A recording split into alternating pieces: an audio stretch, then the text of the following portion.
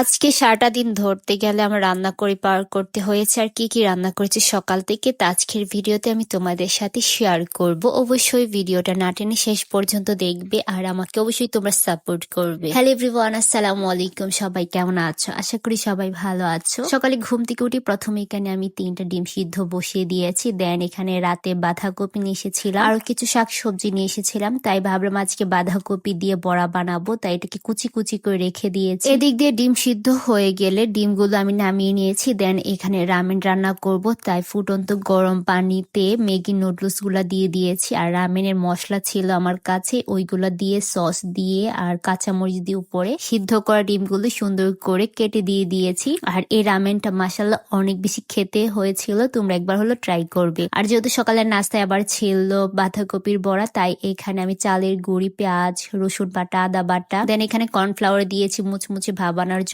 হালকা হালকা হলুদ, মরিচ, ধনিয়া, জিরে গুঁড়ো, বিভিন্ন ধরনের মশলা দিয়ে ভালো করে মেখে এতে ডুবো ডুবো তেলে সুন্দর করে ছোট ছোট করে বড়া বানিয়ে নিচ্ছি। আর এই বড়াগুলাও অনেক বেশি ক্রিস্পি হয়েছিল, তো তোমরা দেখতেই পাচ্ছ কত পরিমাণে ক্রিস্পি হয়েছিল। আর বড়াগুলো তোমরা চাইলে সকাল, সন্ধ্যায়, রাতে যে কোনো নাস্তায় বানিয়ে নিতে পারো, তোমাদের অনেক বেশি ভালো লাগবে। আর এখন যেহেতু শীত সিজন, তোমরা চাইলে বিভিন্ন ধরনের সবজি দিয়েও বানাতে পারো। দেন সকালে ভাত খাওয়ার জন্য এখানে লাল শাক ভাজি করে নিয়েছি, বাঁধাকপি ভাজি করে নিয়েছি, আর এগুলা দিয়ে সকালে খাবারটা খেয়ে নিয়েছি। দেন একটু রেস্ট করে দুপুরের জন্য আবার রান্না করতে চলে আসলাম। আজকে দুপুরে মেবি এটা রুই মাছ ছিল, বড় একটা মাথা, এটা দিয়ে আজকে শিমের একটা তরকারি রান্না করব। তাই মশলা কষিয়ে প্রথমে এখানে মাছটাও কষিয়ে নিচ্ছিলাম, না হয় মাছের ভিতরে মশলা যায় না। তো মাছটা কষিয়ে নিতে নিতে এদিক দিয়ে আমি মাংস কেটেও নিয়েছিলাম। এই মাংসগুলো এখন হলুদ, মরিচ, একটু আদা বাটা দিয়ে ভালো করে মাখিয়ে নিব। আর মেখে রেখে দিলে মশলাটা যখন মাংসের ভিতরে যায় তখন খেতে কিন্তু অনেক বেশি মজা হয়। এদিক দিয়ে মাছ কষানো হয়ে গিয়েছে, মাছটা নামিয়ে এই মশলায় আবার আমি সবজিগুলো দিয়ে দিয়েছি। আর শীতের সবজি দিয়ে তরকারি খেতে অনেক বেশি ভালো লাগে।